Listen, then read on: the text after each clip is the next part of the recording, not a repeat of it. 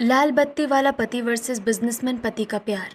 शहर के छोटे से मोहल्ले में सादे रंग की चमचमाती लाल बत्ती वाली गाड़ी आकर नीरज के घर के बाहर रुकती है। आसपास खड़े सभी पड़ोसी लाल बत्ती वाली गाड़ी को हैरानी से देखने लगते हैं। तभी नीरज फॉर्मल कपड़ों में अपने परिवार के साथ घर से बाहर आता है। वो देखो माँ, मुझे लेने मेरी लाल बत्ती वाली गाड़ी आ गई। लाल बत्ती वाली गाड़ी शारदा के बेटे को लेने आई है। इसका मतलब शारदा का बेटा लाल बत्ती वाला अफसर बन गया।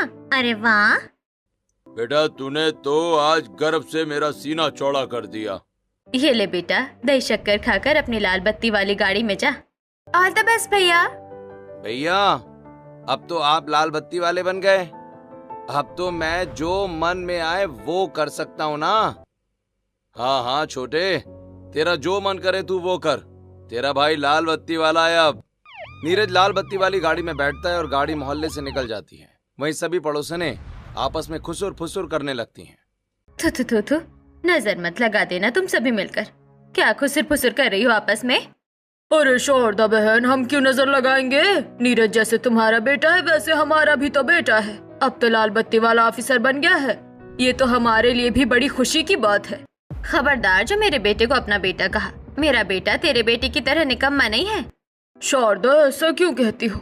मेरा बेटा भी मेहनत करता है, वो भी एक बड़ा बिजनेसमैन बनेगा। हाँ, बड़ा बिजनेसमैन बनने वाला। दिन भर तो तुम्हें भट्टी के सामने तपाता रहता है और चाय की टपरियों पर बिस्कुट केक बेचने वालों को बिजनेसमैन नहीं कहते हैं। माँ, चलो हम घर चलते हैं। मुझे अपने केक और बिस्कुट बेचने निकलना है। अरुण मीनाक्षी को लेकर अपने घर में आता है और लोकल पन्नी में बिस्किट पैकिंग करने लगता है। ऐसे ही एक दिन शारदा मोहल्ले के गेट पर सब्जी का ठेला लगाए रामू से सब्जियां खरीदकर घर की तरफ जा रही होती है। अरे शारदा बहन, पैसे तो देती जाओ। पैसे? तेरी इतनी हिम्मत, तू मुझसे पैसे मांगता है? जानता नहीं क्या, मेरा बेटा लाल बत्ती वाला है। एक बार उसे कह दिया ना तो तू इस शहर में क्या पूरे हिंदुस्तान में कहीं सब्जी का ठेला नहीं लगा पाएगा। नहीं नहीं शारदा जी, ऐसा मत करिएगा। ले जाइए, आप सब्जियां ले जाइए। शारदा सब्जियां लेकर मोहल्ले में कपड़े प्रेस करने वाले चंपक के पास जाती है। ए चंपक, मैंने तुझे अपने घर के कपड़े दिए थे, तैयार कर दिए है कि नहीं? हाँ हाँ शारदा जी, कपड़े तैयार हैं, ये लीजिए आपके कपड़े। तुझे भी पैसे चाहिए क्या? अरे नहीं नहीं शारदा जी, पागल थोड़ी हूँ कि आपसे पैसे मांगूंगा। शारदा अपने बेटे के लाल बत्ती वाले ऑफिसर होने का गलत फायदा उठाती है। वहीं मीनाक्षी 10 रुपए और एक पुराना शर्ट लेकर चंपक के पास आती है। चंपक, ये शर्ट प्रेस कर दे, मेरे बेटे को एक बड़े आदमी से मिलने जाना है। और ये ले पैसे। अरे मीनाक्षी बहन, अब एक शर्ट के क्या पैसे लूं तुमसे? कभी कभी तो तुम दुकान पर आती हो और फिर ये अरुण भैया की शर्ट है, उनसे कैसे पैसे ले सकता हूँ? वो खुद इतनी मेहनत करते हैं। अरे मेरा बेटा मेहनत करता है पर कभी तो कामयाब होगा। जब कामयाब होगा तो हमेशा प्रेस करवा कर ही कपड़े पहनाऊंगी। तब क्या तू पैसे नहीं लेगा? मीनाक्षी बहन, एक आप हैं और एक वो शारदा जी हैं।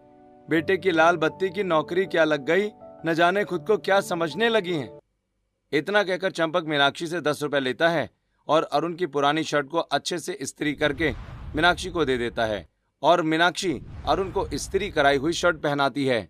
माँ, मैं अपनी बनाई कुकीज और केक एक बहुत रईस आदमी को टेस्ट करवाने के लिए लेकर जा रहा हूँ। अगर उन्हें मेरा बिजनेस पसंद आ गया ना माँ, तो वो मेरे बिजनेस में जरूर पैसे लगाएंगे। हाँ बेटा, उन्हें तेरा बिजनेस जरूर पसंद आएगा।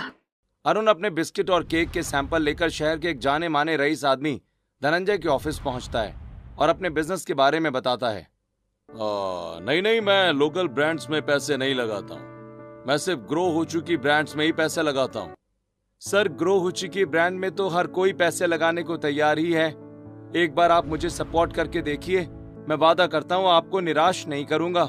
एक बार मना किया ना, तुम्हें समझ नहीं आता क्या? निकलो यहाँ से, नहीं लगाऊंगा मैं पैसे। जो पहले से आसमान में उड़ रहा है उसे सपोर्ट करने के लिए लोग तैयार हैं, और जो जमीन पर पड़ा आसमान की बुलंदियों को छूना चाहता है उसे सपोर्ट करने के लिए कोई तैयार नहीं होता। फिर लोग कहते हैं कि अनएम्प्लॉयमेंट बहुत ज्यादा है। ऐसे ही कुछ दिन बीतते हैं और एक दिन शाम के वक्त नीरज अपनी लाल बत्ती वाली गाड़ी लेकर मोहल्ले में आता है। लाल बत्ती की आवाज सुनकर एक बार फिर सभी पड़ोसने इकट्ठा हो जाती हैं और नीरज गाड़ी से उतरता है। माँ, तुम्हें पता है जिन जिन लोगों ने मुझे कामयाब होने से रोकने की कोशिश की थी ना, एक साइन करके मैंने उन सभी के घर गिरवा दिए हैं। अगर तुम्हें भी कोई परेशान करे तो बस मुझे उसके घर का पता बता देना। ड्राइवर, तुम गाड़ी लेकर जाओ और कल साहब को लेने समय पर आ जाना। नीरज का ड्राइवर गाड़ी लेकर चला जाता है। वहीं नीरज घर में आता है, जहाँ घर की नौकरानी कमला सफाई कर रही होती है। साहब, आज मेरा महीना पूरा हो गया, मेरी तनख्वाह दे दीजिए। तुझे तनख्वाह की क्या जरूरत है? तुझसे जो पैसे मांगे उससे कह देना कि मेरा साहब लाल बत्ती वाला है, फिर तुझसे कोई पैसे नहीं लेगा। अरे साहब, ये कैसी बात करते हैं? मुझे मेरे बच्चे की स्कूल की फीस भरनी है, पैसे दे दीजिए। देखो भैया, इसकी कितनी हिम्मत हो गई है, ये अब हमसे पैसे मांग रही है। जरा बताना तेरा घर कहाँ पर है? पैसे मैं तेरे घर में बुलडोजर पर भिजवा दूंगा। नहीं नहीं साहब, ऐसा मत कीजिए साहब, मैं आपका इशारा समझ रही हूँ, पर मुझे पैसों की बहुत जरूरत है। बहुत बोलने लगी है तू। तेरी इतनी हिम्मत, तू बार बार हमसे पैसे मांगे जा रही है। जा, नहीं देंगे तेरे पैसे, और कल से काम पर आने की भी कोई जरूरत नहीं है तुझे। प्रीति कमला को धक्के मारकर घर से निकाल देती है और कमला रोते हुए घर चली जाती है। नीरज बेटा, हम सोच रहे हैं कि तेरी शादी करवा दे। हाँ हाँ मम्मी, भैया की शादी करवा दो, फिर हमें घर में नौकरानी भी नहीं रखनी पड़ेगी। भैया की वाइफ ही घर का सारा काम करेंगी। हाँ माँ, राहुल सही कह रहा है। तुम मेरे लिए कोई लड़की ढूंढो। शारदा नीरज के लिए लड़कियां देखना शुरू कर देती है। ऐसे ही कुछ दिन बीतते हैं। एक रात 12 बजे अरुण अपने घर के पीछे बनी छोटी सी भट्टी में बिस्किट बना रहा होता है। बस थोड़े और बिस्कुट बना लूं, फिर केक बनाना शुरू करूंगा और फिर फटाफट पैकिंग शुरू करूंगा। फटाफट हाथ चलाना पड़ेगा, वरना सुबह हो जाएगी और मैं बिस्कुट और केक तैयार भी नहीं कर पाऊंगा। अरुण बेटा, चल खाना खा ले। माँ, तुम खाना खाकर सो जाओ, थोड़ा सा काम बचा है, मैं काम खत्म करके खाना खा लूंगा। बेचारा मेरा बेटा अपना बिजनेस खड़ा करने के लिए कितनी मेहनत कर रहा है। मीनाक्षी सोने चली जाती है और अरुण अपनी गर्लफ्रेंड अनन्या को फोन करता है। तो याद आ गई बिजनेसमैन को अपनी गर्लफ्रेंड की? तुम्हें तो मैं हमेशा याद करता हूँ। रात के 12 बज रहे हैं, खाना खाया कि नहीं तुमने? हाँ, खा लिया मैंने, थोड़ा काम बचा था, वही कर रहा हूँ। झूठ मत बोला करो तुम मुझसे, वरना तुम्हारा नंबर ब्लॉक कर दूंगी मैं। बिना काम खत्म किए तुमने कभी खाना खाया है क्या? झूठ क्यों कह रहे हो मुझसे? तुम फिक्र करने लगती हो ना, इसलिए मैंने झूठ बोला, मुझे माफ कर दो। अरुण, तुम कितनी मेहनत करते हो अपना बिजनेस ग्रो करने के लिए। अनन्या, ये सब तो मैं हमारे फ्यूचर के लिए ही कर रहा हूँ ना। तुम देखना, एक दिन मैं जरूर कामयाब होऊंगा। अनन्या अरुण से बातें कर रही होती है, तभी कमरे में अनन्या की माँ रुक्मिणी आती है और अनन्या से फोन छीनकर कॉल काट देती है। किससे बात कर रही थी तू? कौन था? जी सुनते हैं, इधर आइए, देखिए आपकी बेटी किससे नैन मटक्का कर रही है। अरे माँ, पापा से मत बोलो, पापा बहुत गुस्सा करेंगे। माँ सुनो तो। अनन्या के पिता हरि प्रसाद कमरे में आते हैं और रुक्मिणी उन्हें सारी बात बताती है। अनन्या, कौन है ये लड़का और तुम्हारी हिम्मत कैसे हुई हमसे छिपकर किसी लड़के से बात करने की? मम्मी पापा, आप लोग गुस्सा मत करिए। मैं और अरुण एक दूसरे को बहुत प्यार करते हैं और शादी करना चाहते हैं। तेरी शादी किससे होगी इसका फैसला हम करेंगे, तू नहीं। वैसे ये लड़का करता क्या है? पापा, अरुण बिजनेसमैन है। क्या बिजनेस करता है? अरुण घर पर बिस्कुट और केक बनाकर दुकानों में सप्लाई करता है और एक बहुत बड़ा बिजनेसमैन बनना चाहता है और जल्द वो कामयाब भी हो जाएगा। चाय की टपरियों पर बिस्कुट केक बेचने वाला तेरा पति नहीं बनेगा। रुक्मिणी, आज से अनन्या न घर से बाहर निकलेगी, न फोन पर किसी से बात करेगी। हरि प्रसाद और रुक्मिणी अनन्या का फोन छीनकर उसे कमरे में बंद कर देते हैं। वहीं दूसरी तरफ शारदा को अपने लाल बत्ती वाले बेटे के लिए कृष्णलाल की बेटी पूर्णिमा का रिश्ता मिलता है। ये कृष्णलाल जी की बेटी का रिश्ता अच्छा है। ये हमसे छोटे लोग हैं, हमारी हर बात मानेंगे। मम्मी, उनसे मेरे लिए तरह तरह के गहने लेना। माँ, दहेज में उनसे मेरे लिए एक बुलेट जरूर लेना। जिस दिन मैं काम पर नहीं जाऊंगा उस दिन बुलेट से घूमूंगा, और कभी कभी मैं भी बुलेट से घूमा करूंगा। हाँ हाँ, मैं उनसे अच्छा खासा दहेज लूंगी। कोई ऐरा गहरा थोड़ी है मेरा बेटा, लाल बत्ती वाला है। वहीं दूसरी तरफ कृष्णलाल अपने परिवार और अपनी बहन मयूरी के साथ बैठे होते हैं। मयूरी, लड़कों वालों ने तो पूर्णिमा को पसंद कर लिया और पूर्णिमा ने भी कह दिया है कि मम्मी पापा, मैं आपकी पसंद से ही शादी करूंगी। अब बस एक बार मिलना हो जाए, फिर शादी की तारीख निकलवा लेंगे। भैया, लेन देन की बात हुई? अरे, मेरा होने वाला दामाद लाल बत्ती वाला है, दहेज थोड़ी लेगा। वो ले चाहे ना ले, तुम पूछ जरूर लेना। आखिरकार तुम्हारी बेटी की जिंदगी का सवाल है। अगले दिन नीरज लाल बत्ती वाली गाड़ी से कृष्णलाल के घर आता है और पूरा परिवार सोफे पर बैठता है। जी, रिश्ता तो तय है। अगर आप लोगों की कुछ इच्छा हो तो आप हमें बता सकते हैं। इच्छा की क्या बात है, लाल बत्ती वाला बेटा है मेरा, जो है सब आपकी बेटी का ही होगा। बस हमारा बच्चा खुश हो जाए, समाज में नाम बना रहे, इसके लिए एक बुलेट, सोना चांदी और एक नया टीवी। बाकी बेड अलमारी जो आप अपनी बेटी को देना चाहें और नकद में 2,51,101 रुपए शगुन दे दीजिएगा। आपने कम से कम 10-15 लाख का बजट बता दिया है, इतना नहीं कर सकते हम। तो मत करिए, मेरे भैया के लिए रिश्तों की कमी थोड़ी है। सोच लीजिए, लाल बत्ती वाला बेटा है मेरा, उसके लिए बहुत से रिश्ते आए हैं, आपको सबसे कम बताया है हमने। आखिरकार सब मेरी बेटी का ही है। ठीक है, आपने जो कहा है हम उसका सम्मान करेंगे। ऐसे ही कुछ दिन बीतते हैं। कृष्णलाल अपना घर बेचकर मिले हुए पैसों से नीरज को दहेज देता है और अपनी बेटी पूर्णिमा की शादी करवाता है और खुद गांव चला जाता है। वहीं पूर्णिमा नीरज के साथ अपने ससुराल आती है। शारदा पूर्णिमा का गृह प्रवेश करवाती है और पूर्णिमा नीरज के साथ कमरे में चली जाती है। और फिर अगले दिन मोहल्ले में, मुबारक हो शारदा बहन, तुम्हारे बेटे की शादी हो गई। हाँ शारदा बहन, अब तो तुम सास बन गई। क्योंकि मेरा बेटा तेरे बेटे की तरह नहीं है, लाल बत्ती वाला बेटा है मेरा, मेरे बेटे की तो शादी होनी ही थी। शारदा मीनाक्षी की बेइज्जती करके हंसते हुए अपने घर चली जाती है। वहीं दूसरी तरफ तेज धूप में अरुण अपनी साइकिल पर दुकानों में अपने बिस्किट और केक दे रहा होता है।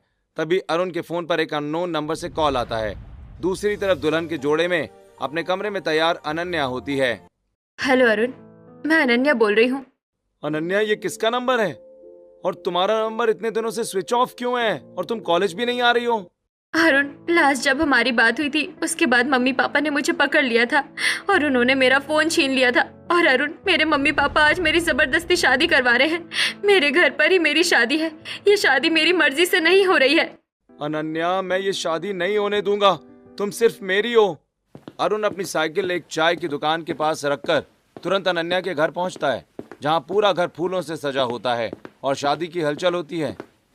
इतने सारे लोग, मैं भी मजदूरों की तरह धीरे धीरे अंदर चला जाता हूँ। इतना कहकर अरुण मजदूरों के बीच घुल मिलकर अपने सिर पर फूलों की टोकरी लेकर अनन्या को ढूंढते हुए उसके कमरे में आता है। अरुण आ गए, अरुण आ गए, तुम ठीक तो हो ना? हाँ, मैं ठीक हूँ। मम्मी पापा ने तुम्हें तो नहीं मारा है ना? नहीं नहीं, मम्मी पापा ने मुझे मारा नहीं, बस कमरे में बंद किया था। अनन्या, तुम ये सारे गहने उतार दो। नहीं अरुण, ये सारे गहने सोने के हैं, इससे तुम्हें बहुत मदद मिलेगी। नहीं अनन्या, मुझे सिर्फ तुम्हारा प्यार चाहिए, ये गहने तुम्हारे मम्मी पापा की मेहनत है। अनन्या सारे गहने उतार कर रख देती है और अरुण अनन्या को बुर्का पहनाता है और दोनों बैल्कनी में लंबी चादर बांधकर नीचे उतर जाते हैं। तभी कमरे में हरि प्रसाद और रुक्मिणी आते हैं। हे भगवान, ये लड़की कहाँ चली गई? ये लड़की प्यार में पागल हो गई है, हमें इसे रोकना होगा। पीछा करते हुए हरि प्रसाद और रुक्मिणी एक मंदिर में पहुंचते हैं, जहां अरुण अनन्या को मंगलसूत्र पहनाता है। विवाह संपन्न हुआ, आज से आप दोनों पति पत्नी हैं। पापा जी, अब हमने शादी कर ली है, आप लोग हमारे प्यार को समझते क्यों नहीं? मैं गरीब जरूर हूं पर अनन्या को बहुत खुश रखूंगा। पापा, मुझे मजबूरी में घर से भागना पड़ा क्योंकि आप लोग हमारी शादी के लिए तैयार नहीं थे, मुझे माफ कर दीजिए। मर गया तेरा बाप, भूल जा। जा, जल उस बिस्कुट केक वाली भट्टी में जा। हरि प्रसाद और रुक्मिणी वापस चले जाते हैं। वहीं अरुण अनन्या को लेकर मोहल्ले में अपने घर के दरवाजे पर आता है। अरे वो देखो, मीनाक्षी का बेटा लड़की भगा कर लाया है। अरुण, ये सब क्या है? तूने लड़की भगाकर शादी क्यों की? माँ, मुझे माफ कर दो। अनन्या के माता पिता जबरदस्ती उसकी शादी कहीं और करवा रहे थे, इसलिए मैंने शादी कर ली। ये देखो, इसे बिजनेसमैन बनना था, लड़की भगाने वाला बन गया। आप लोगों को जो भी समझना है समझिए। मैं अनन्या से प्यार करता हूँ, इसलिए मैंने अनन्या से शादी की है।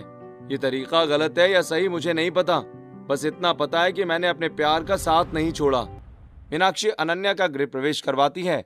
ऐसे ही कुछ दिन बीतते हैं और एक रात अरुण अनन्या के लिए सुंदर साड़ियाँ लेकर आता है। अरुण, ये साड़ियाँ तो काफी महंगी है, इतनी सारी साड़ियों की क्या जरूरत थी? कोई सस्ती सी 2 साड़ी लेकर आते ना। तुम मेरी पत्नी हो और तुम्हारी जिम्मेदारी मेरी है। मुझे चाहे जितनी मेहनत करनी पड़े, मैं अपनी जिम्मेदारी से पीछे नहीं हटूंगा। अनन्या अरुण गले मिलते हैं। वहीं दूसरी तरफ नीरज अपने कमरे में आता है और अपनी शर्ट और पैंट की जेबों से पैसे निकालकर बिस्तर पर फेंकने लगता है। जी, आप तो लाल बत्ती वाले ऑफिसर है ना, आपको महीने की सैलरी मिलती होगी, फिर अलग अलग जेबों से इतने सारे पैसे, आपके पास इतने सारे पैसे कहाँ से आए? औकात में रहकर बात कर। औरत है, औरत की तरह रह। पैसे कहाँ से आए इससे तुझे क्या मतलब? मुझे अच्छे से पता है ये सारे पैसे रिश्वत के हैं, आपको रिश्वत नहीं लेना चाहिए। पूर्णिमा की बात सुनते ही नीरज आगे बढ़ता है और पूर्णिमा को थप्पड़ मार देता है। नीरज का हाथ पूर्णिमा की आंख पर लगता है और पूर्णिमा की एक आंख सूजकर बंद हो जाती है। आपने मुझ पर हाथ उठाया? अभी तो हाथ ही उठाया है। औरत की औकात जूती की नोक के बराबर होती है, ये बात समझ कर बोला कर, वरना किसी दिन लात भी उठाऊंगा। चल अब निकल कमरे से बाहर।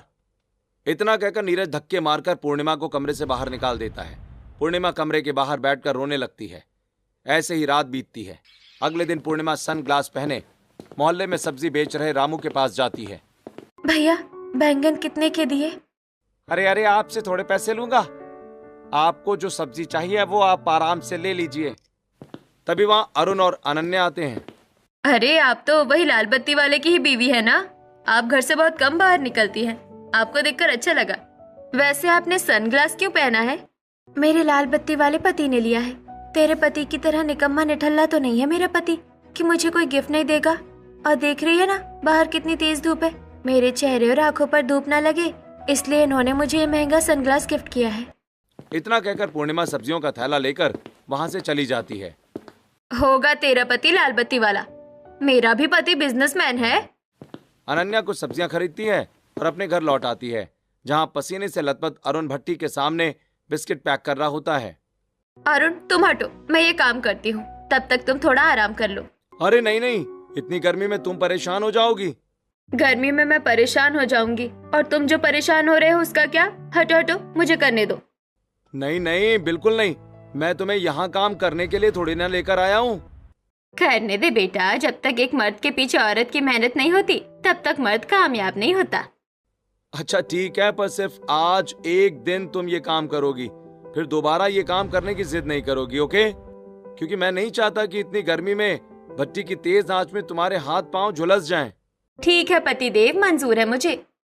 अनन्या बिस्किट का बैटर तैयार करती है और भट्टी में डाल देती है। थोड़ी देर में बिस्किट तैयार हो जाते हैं और पूरा परिवार अनन्या के बनाए बिस्किट टेस्ट करता है। अरे वाह, बहुत टेस्टी बिस्कुट है ये तो।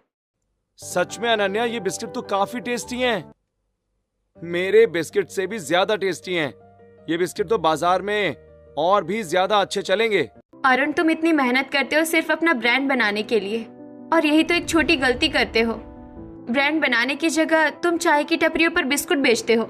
अनन्या, अगर मैं चाय की टपरियों पर बिस्कुट नहीं दूंगा ना तो मेरे बिस्किट कैसे बिकेंगे? कौन खरीदेगा मेरा बिस्किट? अरुण, तुम्हें जहाँ अपने बिस्किट केक बेचने का मन हो तुम वहाँ बेचो, पर खुद बेचो। तुम चाय वालों को देते हो, चाय वाले कस्टमर को देते हैं। कस्टमर को पता ही नहीं है कि ये बिस्कुट तुमने बनाया है। तुम डायरेक्ट कस्टमर तक पहुँचो, तभी तुम अपना अच्छा ब्रांड बना पाओगे और लोगों को तुम्हारे बारे में पता भी चलेगा। अनन्या, मुझे तुम्हारी बात बहुत सही लग रही है। अब तुम बस मुझे ये बताओ कि मुझे क्या करना चाहिए। हम खुद का ब्रांड बनाएंगे, बड़े ब्रांड से सपोर्ट मिलने का इंतजार नहीं करेंगे। एडवर्टाइजमेंट के लिए सबसे सस्ता, पुराना और अच्छा तरीका अपनाएंगे। बिस्कुट और केक सबसे ज्यादा बच्चे खाते हैं, इसीलिए सबसे पहले हम स्कूलों में फ्री में बिस्कुट और केक बांटेंगे। इससे बच्चों तक हमारा स्वाद पहुंचेगा और अगर बच्चों को हमारा स्वाद पसंद आया तो वो हमारे केक और बिस्कुट जरूर खरीदेंगे। अनन्या, मैं ऐसे ही करूंगा। अब तो मुझे बताओ कि तुमने ये स्वाद वाले बिस्किट कैसे बनाए, बैटर कैसे तैयार करना है, फिर मैं बहुत सारे बिस्किट बनाऊंगा। मैं बैटर तैयार करती हूँ, तुम देखो और फिर तुम बिस्कुट पैक करना, मैं और बैटर तैयार करूंगी। इतना कहकर अनन्या बिस्कुट के लिए बैटर तैयार करने लगती है। वहीं धीरे धीरे अरुण सारे बिस्किट पैक करने लगता है। ऐसे ही रात होती है। काम करते करते अनन्या जमीन पर ही सो जाती है। बेचारी अनन्या मेरी वजह से अपना घर परिवार छोड़कर आई और उसे मेरे पास आकर भी इतनी मेहनत करनी पड़ रही है। अरुण अपनी बाहों में अनन्या को उठाकर कमरे में सुला देता है और सारी रात अपने बिस्किट पैक करता रहता है। ऐसे ही रात बीतती है और अगली सुबह। तैयार हो पतिदेव, आप बहुत जल्द बहुत बड़े बिजनेसमैन बनने वाले हो। बहू तेरे मुंह में घी शक्कर, मेरे दोनों बच्चे कामयाब हो। अनन्या अरुण के साथ छोटे बच्चों के स्कूल में आती है और टीचर से बात करके बच्चों को फ्री में बिस्किट और केक बांटती है। अरे वाह, ये तो बहुत अच्छे बिस्कुट है, मुझे ऐसे बिस्कुट खानी है। ये केक भी बहुत अच्छा है अंकल, मैं रोज आपके ये केक खरीदूंगी। अरुण, हमारा प्लान कामयाब हो गया। अब बस तुम अपने ब्रांड का स्टिकर बनाओ, फिर तुम अपने ब्रांड की ब्रांडिंग करो। हम स्कूल, कॉलेज, हॉस्पिटल सब जगहों पर अपने बिस्कुट और केक सेल करेंगे। अरुण रोज अपनी साइकिल पर ढेर सारे बिस्किट और केक रखकर कभी बच्चों के स्कूल के बाहर तो कभी किसी हॉस्पिटल के बाहर घूम घूम कर खुद बेचने लगता है। धीरे धीरे अरुण के बिस्किट और केक लोगों के बीच मशहूर होने लगते हैं। वहीं दूसरी तरफ एक दिन पूर्णिमा घर में पोछा मार रही होती है। मुझे कितना सारा काम करना पड़ता है। इतनी तेज धूप और गर्मी में सुबह से काम करते करते मेरी हालत खराब हो गई है। मैंने कुछ खाया भी नहीं अभी तक। क्या बड़बड़ा रही है रे तू? और अभी तक तू पोछा ही मार रही है? अभी घर में इतना काम बचा है, वो कब करेगी? मम्मी जी, अब मुझसे और काम नहीं होगा। बचा हुआ काम मैं कल कर दूंगी। नहीं, तुझे आज ही सारा काम खत्म करना पड़ेगा। जल्दी जल्दी हाथ चला। पोछा मारने के बाद तुझे छत भी साफ करनी है। मम्मी जी, मैं शाम के वक्त छत साफ कर दूंगी। इस वक्त बहुत तेज धूप है, इतनी तेज धूप में बर्दाश्त नहीं कर पाऊंगी। मैं इसे आराम क्यों दूं? मैं तो धूप में ही इसे छत साफ करवाऊंगी, भले मुझे छत पर कोई काम हो या ना हो। ज्यादा काम चोरी मत कर, इसी वक्त तुझे छत साफ करनी पड़ेगी। चल पहले तू छत ही साफ कर।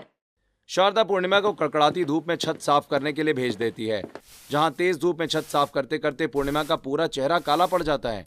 ऐसे ही रात होती है। नीरज कमरे में आता है। नीरज, तुम्हें पता है, कुछ दिनों से मम्मी जी मुझसे बहुत काम करवा रही हैं और आज तो उन्होंने तेज धूप में मुझसे छत भी साफ करवाई, जिससे मेरा रंग भी काला पड़ गया है। तेरा रंग काला पड़ गया है? पहले तू कौन सी खूबसूरत थी? पहले भी तू बदसूरत ही थी और तेरी हिम्मत कैसे हुई शिकायत करने की? हाँ, रुक, अभी तुझे बताता हूं। इतना कहकर नीरज अपनी कमर से बेल्ट निकालता है और पूर्णिमा के बालों को पकड़कर उसे बेल्ट से मारने लगता है। छोड़ दीजिए मुझे, छोड़ दीजिए मुझे, मैं आपकी शिकायत नहीं करूंगी। छोड़ दीजिए मुझे। चल निकल कमरे से बाहर। आई बड़ी शिकायत करने वाली, आज पूरी रात तू कमरे के बाहर ही रहेगी। नीरज पूर्णिमा को धक्के मारकर कमरे के बाहर कर देता है और पूर्णिमा दरवाजे के पास बैठकर रोने लगती है। वहीं अचानक अंदर से नीरज की किसी लड़की से बात करने की आवाज आती है। कमरे में नीरज वीडियो कॉल पर किसी लड़की से बात कर रहा होता है। तुम्हारे बाल कितने सुंदर हैं यार, और तुम्हारी आंखों का क्या ही कहना, जी करता है इन आंखों में डूब जाऊं। अरे मेरी बीवी की क्या बात करती हो यार, उसे तो मैं घर के काम करने के लिए लेकर आया हूं, वो तो मुझे बिल्कुल पसंद नहीं है। मुझे तो तुम जैसी सुंदर लड़की पसंद है जो मॉडर्न हो। अरे मुझे तो तुम पसंद हो ना, तुम कितनी मॉडर्न और कितनी स्टाइलिश हो। मेरे होते हुए मेरे पति का कहीं और चक्कर चल रहा है, और मेरे पापा कहा करते थे कि लाल बत्ती वाला ऑफिसर है, इससे ज्यादा ईमानदार कौन होगा। अरे पापा भी अब यहाँ नहीं रहे, अब मेरे पापा भी शहर में नहीं है कि मैं उन्हें कुछ बताऊं, और उन्हें बताकर भी मैं क्या करूंगी। उन्होंने तो खुद मेरी शादी करवाने के लिए अपना सब कुछ कुर्बान कर दिया है। इतना कहकर पूर्णिमा दरवाजे के बाहर बैठी फूट फूट कर रोने लगती है। वहीं दूसरी तरफ अरुण पूरे परिवार के साथ बैठा होता है। अनन्या, मेरे बिस्किट और केक की सेलिंग बहुत बढ़ गई है, अब मैं इसे पेटेंट भी करवा सकता हूँ, पर एक प्रॉब्लम है, इसके लिए कम से कम 20-25 हजार रुपए का खर्च आएगा यार, मेरे पास इतने पैसे नहीं है। 25,000? इतने पैसे तो मेरे पास भी नहीं है। आप लोग घबराइए मत, मेरे हाथों के कंगन है ना, ये पूरे 30,000 रुपए के हैं। मैंने शादी में पहने सारे गहने तो उतार दिए थे, पर ये कंगन तो मैं हमेशा से पहनते आई हूँ, इसलिए इन्हें नहीं उतारा था। आप इन कंगनों को गिरवी रख दो और अपने ब्रांड पेटेंट करवा लो। अनन्या, मैंने तुम्हें मना किया था ना कि तुम अपने पिता की कोई भी चीज यहाँ लेकर नहीं आओगी, फिर तुम ये क्यों लेकर आई? अरुण, याद करो वो दिन जब तुमने मुझे अपनी पहली कमाई दी थी। तुम्हारी पहली कमाई मैंने बचा कर रखी थी, और जब तुम मुझे थोड़े थोड़े पैसे दिया करते थे, उन्हीं पैसों को जोड़कर, उन्हीं पैसों में अपने कुछ पैसे मिलाकर मैंने ये कंगन लिए है अरुण। इसमें पापा का 1 रुपया नहीं लगा है। अब तुम ये कंगन ले जाओ और अपना ब्रांड पेटेंट करवा लो। अनन्या, आज मेरी वजह से तुम्हारे हाथ सूने हुए हैं ना, मैं तुमसे वादा करता हूँ एक दिन मैं ही इन हाथों में खुद सोने के कंगन पहनाऊंगा। अरुण अनन्या के कंगनों को बेचकर मिले हुए पैसों से खुद के ब्रांड को पेटेंट करवाता है। गवर्नमेंट रजिस्ट्री और सभी सरकारी कामों के बाद अरुण खुद के नाम पर अनन्या कुकीज एंड पेस्ट्री के नाम से अपनी कंपनी स्टार्ट करता है। वहीं दूसरी तरफ नीरज अभी लाल बत्ती वाली गाड़ी से सरकारी कार्यालय के पास उतरता है। चीफ मिनिस्टर सर आ जाएं, इससे पहले फटाफट कपड़े बदल लेता हूँ। और ड्राइवर, ये लो तुम्हारे 200 रुपए। शाम को 5 बजे सिग्नल के पास आ जाना। ओके, जाओ। नीरज अपने नकली ड्राइवर को 200 रुपए देता है और खुद एक सरकारी कार्यालय के बाथरूम में जाकर यूनिफॉर्म के कपड़े पहनकर बाहर आता है। तभी स्टेट के चीफ मिनिस्टर लालू यादव आ जाते हैं।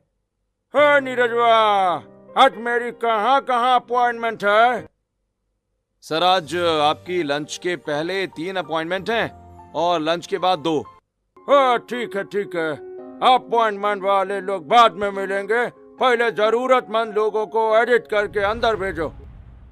स्टेट के मुख्यमंत्री अपने ऑफिस में आकर बैठ जाते हैं और नीरज ऑफिस के बाहर खड़ा होता है। तब यह गरीब महिला अपनी 15 साल की बेटी को लेकर आती है। जी, मुझे मुख्यमंत्री जी से मिलना है। मुख्यमंत्री जी अभी बहुत बिजी हैं, तुमसे नहीं मिल सकते। 1 हफ्ते से हम मुख्यमंत्री जी से मिलने आ रहे हैं। 1 हफ्ते से वो बिजी ही हैं। ये तो आम जनता से मिलने का वक्त है ना, तो वो कहाँ बिजी है? देखिए, अपनी बेटी को शांत कराइए, ज्यादा बोलने की जरूरत नहीं है। ऐसे थोड़ी मुख्यमंत्री जी आपसे मिल लेंगे, पहले कुछ खर्चा पानी लगेगा। खर्चा पानी क्या? कितने पैसे लगेंगे? मुझे मुख्यमंत्री जी से बहुत जरूरी काम है। बहुत जरूरी काम है तब तो 5000 रुपए लगेंगे भाई। मैं पर्सनली आपका काम करवा दूंगा।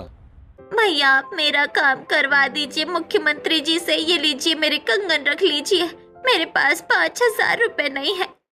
ठीक है, मैं कंगन रख लेता हूँ, पर मुख्यमंत्री जी से इसकी बात मत कीजिएगा, वरना वो आपको तुरंत भगा देंगे। सिर्फ अपने काम की बात कीजिएगा। इतना कहकर नीरज कंगन रख लेता है और नर्मदा और दिव्या को मुख्यमंत्री से मिलने अंदर भेज देता है। ऐसे ही पूरे दिन नीरज मुख्यमंत्री जी से मिलने आए गरीब लोगों से पैसे खाता है और शाम को कचहरी बंद होने के बाद दोबारा फॉर्मल कपड़े पहनकर सरकारी लाल बत्ती की गाड़ी में अपने नकली ड्राइवर के साथ घर लौटता है। वहीं मीनाक्षी अरुण के साथ बात करने आती है। अरुण के सिर पर पट्टी बंधी होती है। क्या हुआ, यहाँ क्यों आई है अपने निकम्मे बेटे को लेकर? बेटा, तुम लाल बत्ती वाले हो, इसका मतलब ये थोड़ी कि तुम अपने भाई को गुंडागर्दी करने दोगे। देखो उसने क्या हाल किया है मेरे बेटे का। भैया, मेरी गलती नहीं है, इसने ही मुझे उकसाया था। मैंने कुछ नहीं किया था, मैं तो चुपचाप अपना काम कर रहा था। ये बुलेट लेकर आया और सीधा मेरे साइकिल पर मार दिया, जिससे मेरे सारे बिस्किट टूट गए। और जब मैंने पूछा तुमने ऐसा क्यों किया तो मुझसे लड़ने लगा। तो क्या उखाड़ लेगा तू मेरे भाई का? हाँ, उसका मन किया, उसने तेरा सिर फोड़ दिया। और अगर ज्यादा कुछ कहा ना तो मैं तेरा घर भी तुड़वा दूंगा। चल निकल यहाँ से। ये तुम गलत कर रहे हो बेटा। लाल बत्ती वाले होने का ऐसा फायदा नहीं उठाना चाहिए। अरे अरे, इसके भाई का तो लाल बत्ती वाले होने की वजह से दिमाग खराब हो गया है। मोहल्ले की लड़कियों तक को कॉलेज के बाहर परेशान करता है। रावण का साम्राज्य ज्यादा दिन नहीं चलता है, इसका भी अंत आएगा। ऐसे ही रात बीतती। अगली सुबह नीरज फॉर्मल कपड़ों में तैयार होकर अपने घर के बाहर निकलता है। तभी Lalu Yadav security force, media और पुलिस ऑफिसर्स के साथ नर्मदा और दिव्या को लेकर वहां पहुंचते हैं। सर, आप और तुम लोग सर के साथ क्या कर रहे हो? गिरफ्तार कर लो इसे, यह मेरे नाम पर करप्शन करता है। कौन है रे तू? तेरे बस की बात नहीं है मेरे बेटे को गिरफ्तार करवाना। मेरा बेटा लाल बत्ती वाला है। कुछ नॉलेज नहीं है क्या? ये स्टेट के सीएम है और आपका बेटा कोई लाल बत्ती वाला नहीं बल्कि लाल बत्ती का ड्राइवर है। सर, यहाँ मेरा घर है, हम ऑफिस चलकर बात करते हैं ना। कौन से ऑफिस की बात करता है तू? हाँ, तुझे सरकार ने निकाल दिया है। ऑफिसर, इसके घर की तलाशी लो। पुलिस ऑफिसर नीरज के घर की तलाशी लेते हैं। जहां नीरज के घर की तलाशी लेते हुए एक बैग में रुपए भरकर बाहर लेकर आते हैं। सर, इसके घर में बहुत ब्लैक मनी है। इसने अपने बेड के नीचे ब्लैक मनी छिपा रखी थी।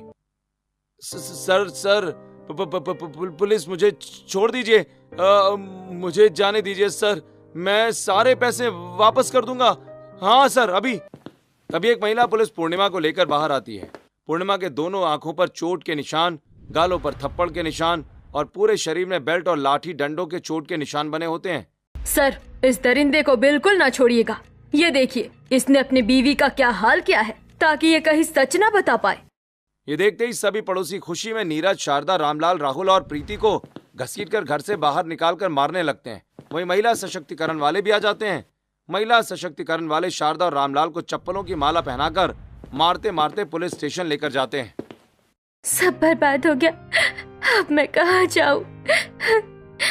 पूर्णिमा भाभी, तुम हमारे घर में चलो, तुम आज से हमारे साथ रहना। मैंने हमेशा तुम्हारी बेइज्जती की थी, फिर भी तुम मुझे अपने घर में रहने के लिए बुला रही हो। वो तो तुमने अपने पति के डर से की थी। भाभी, अगर आप चाहें तो मेरे ऑफिस में काम कर सकती हैं।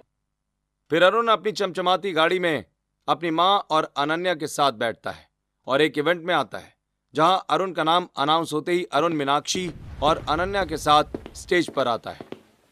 ये बिजनेस ऑफ द ईयर का अवार्ड मुझे नहीं, मेरी बीवी को मिलना चाहिए। बिजनेसमैन कैसे बनना है ये मेरी बीवी ने मुझे सिखाया है और मेरी माँ ने हर मंदिर में मेरे कामयाब होने की दुआ मांगी है, जिसकी वजह से आज मुझे बिजनेसमैन ऑफ द ईयर का अवार्ड मिल रहा है। अरुण एक कामयाब बिजनेसमैन बनकर अपने प्यार को साबित करता है और अपने सारे वादे पूरे करता है। वहीं महिलाओं के लिए अपने ऑफिस और अपनी फैक्ट्री में खास नौकरियां निकालता है और अनन्या के नाम पर और भी कई सारे नए बिजनेस स्टार्ट करता है। अब बिजनेसमैन अरुण अपनी पत्नी और मां के साथ हंसी खुशी रहता है।